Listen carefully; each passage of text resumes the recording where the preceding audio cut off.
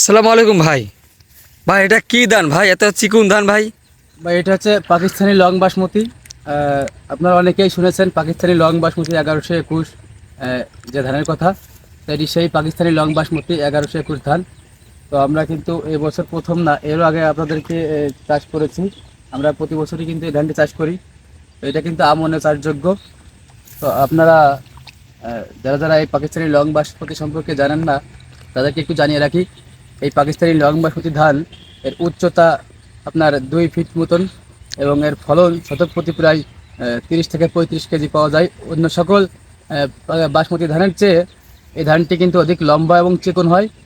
এবং আপনারা জানেন বাংলামতি ধান যেটা বিরি 50, সেইটার মতোই কিন্তু এইটার মাথায় কিন্তু লম্বা থাকে। ওই ধানটা সাধারণত মিলিং হয় না বিরি ধান 50-এর। সেই জন্য বিকল্প হিসেবে কিন্তু আমরা এই পাকিস্তানি লং বাসমতি ধানটি চাষ করে থাকি এবং এটি কিন্তু অন্যান্য ধানের চেয়ে ফলন বেশি হয়।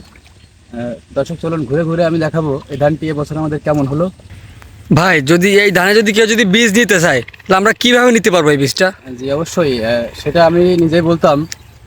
যারা এই পাকিস্তানি লং বাসমতি ধান চাষ করতে চান, শখের বশে হোক বা খাওয়ার জন্যই হোক, এই পাকিস্তানি লং বাসমতি ধান যারা চাষ করতে চান, তারা কিন্তু আমাদের সততা বীজ ভাণ্ডার থেকে সারা বাংলাদেশে আমরা বীজ সরবরাহ করে থাকি। আমাদের নাম্বার স্ক্রিনে দেওয়া থাকবে। তো আপনারা যারা এই পাকিস্তানি লং বাসমতি ধান চাষ করতে চান, তারা আমাদের কাছ থেকে বীজ নিতে পারেন। আমরা সারা বাংলাদেশেই কিন্তু কুরিয়ারের মাধ্যমে ক্যাশ অন ডেলিভারিতে আমরা বীজ পাঠিয়ে থাকি। তো দর্শক এটি সম্পর্কে একটু বলতে চাই।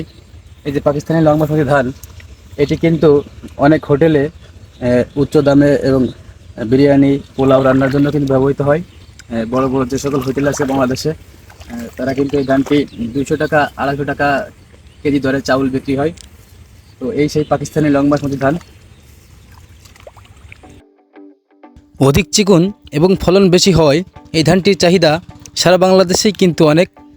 সুপ্রিয় দর্শক, আরেকটা কথা জানিয়ে রাখি, এই ধানটি কিন্তু অধিক সেচের কোনো প্রয়োজন নাই। বয়সকাল 120 থেকে 25 দিন হওয়ায় সেচও কিন্তু কম লাগে এবং সার প্রয়োগ এবং কীটনাশকের ব্যবহার কিন্তু অনেক কম লাগে। ধানটির উচ্চতা 2 থেকে 2.5 ফিট হয় এবং ধানটি কিন্তু ঝরে পড়ে না এবং হেলে যায় না। এমন মৌসুমে ঝড় বাতাস হয় অনেক, তারপরেও কিন্তু এই ধানটির কোনো ক্ষয়ক্ষতি হয় না। দর্শক দেখতে পাচ্ছেন এই ধানটি কিন্তু অধিক চিকন এবং ঝরঝরে ভাত হয়, যার ফলে সারা বাংলাদেশেই কিন্তু এই পাকিস্তানি লং বাসমতি ধানের চাষ কিন্তু লাভজনক।